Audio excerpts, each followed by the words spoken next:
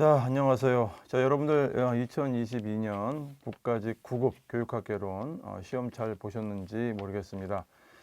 기본적으로 제가 이제 강의했던 내용들이 대부분 있었죠. 대부분 있거나 또는 이제 교육 법령 같은 경우 또는 약간 요거는 교재에도 없었고 참 어디서 본 적이 없더라. 뭐 이런 것들도 한두 문제 정도는 있습니다. 근데 이제 우리가 교육학개론 문제를 풀 때 보면 제가 늘 말씀드렸듯이 상대평가잖아요. 상대평가이기 때문에 거의 모든 분들이 똑같은 조건이고, 우리가 이제 교육평가에서 공부했듯이 난이도는 이렇게 낮은 수준부터 높은 수준까지 이렇게 난이도가 골고루 분포할 수밖에 없기 때문에 아주 어렵고 생소한 문제 한두 문제는 늘 있는 겁니다. 그래서 우리는 이제 그거와 대비해서 그동안에 우리가 공부했던 방향들, 그 다음에 어떤 기본적인 틀들, 그동안 공부했던 내공을 가지고 그 문제를 풀어나가는 이런 게 필요하다라고 생각이 됩니다. 교육 법령 같은 경우에는 좀 생소하게 느껴지긴 하더라도 교육과 관련된 법령들은 모두 다 출제될 가능성이 있기 때문에 한번 출제가 됐던 것들을 그때그때 잘 정리하시고 그와 유사한 것들을 정리하고 이렇게 준비하는 그런 시간이 필요하리라고 생각이 됩니다.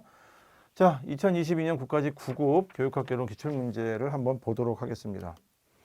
자, 이런 문제가 나왔죠. 학습의 형태를 물어봤습니다. 여러분들 이제 우리가 시험 문제를 풀 때는 교육학개론 같은 경우는 거의 비슷한 어떤 패턴을 가지고 나왔던 것들을 다른 각도에서 푸는 어떤 그런 식의 문제가 많습니다.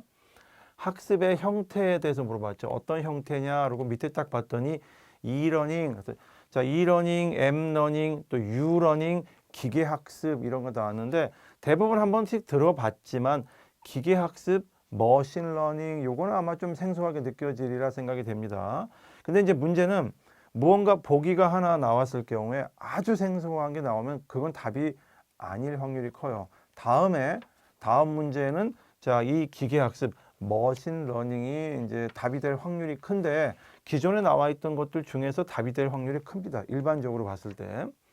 자, 밑에 보면 이러닝이라고 일렉트로닉 러닝이라고 되어 있죠. 일렉트로닉 러닝. 쉽게 얘기해서 일렉트로닉이니까 전자매체죠. 전자매체를 가지고 학습하는 걸 이러닝이라고 좀 포괄적으로 설명할 때 이야기를 많이 합니다.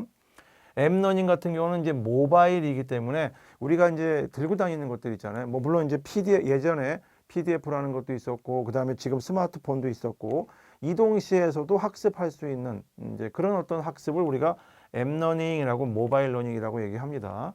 자, 유비쿼터스 예전에 한번 나왔는데 물론 이제 각자가 가진 어떤 그 영역이 개념이 조금 겹치기도 합니다만 가만히 보시면은 이 유비쿼터스라는 건 예전부터 언제 어디서나 이런 말들이 꼭 들어갑니다. 언제 어디서나 어떤 내용이건 어떤 단말기로도 여기 이제 어떤 단말기로도 이렇게 되니까 요게 앱러닝 아닐까 이렇게 착각하셨던 분들이 한두 분 계셨던 걸로 계세요. 물론 한두 분인지 뭐 더 많은지는 모르겠지만은 학습이 가능한 지능화된 학습의 형태다. 그러니까 요것만 봐서는 마치 이 앱러닝을 설명하는 것처럼 느껴집니다만 유비쿼터스 러닝에 대해서 설명을 할 때 항상 나오는 게 언제 어디서나 이런 말 나옵니다. 자, 획일적이거나 강제적이지도 않고 창의적이고 학습자 중심적이다. 학습자 중심적인 교육과정 실현이 가능하다. 이런 말 나오고 원하는 정보를 찾기 위해서 학습자가 특정한 시간에 특정한 장소를 찾아가는 게 아니라 학습의 정보가 학습자를 찾아다니는 방식이다. 원래 유비쿼터스 러닝을 설명할 때 이렇게 설명합니다. 예를 들어 우리가 뭐 가정에 있든 아니면 뭐 도서관에 가든 뭐 백화점에 가든 언제 어디서나 어떤 내용이든지 간에 학습을 할 수 있다. 들고 있는 단말기가 있으면 뭐 탭도 있을 수 있고 노트북도 있고 여러 가지가 있죠.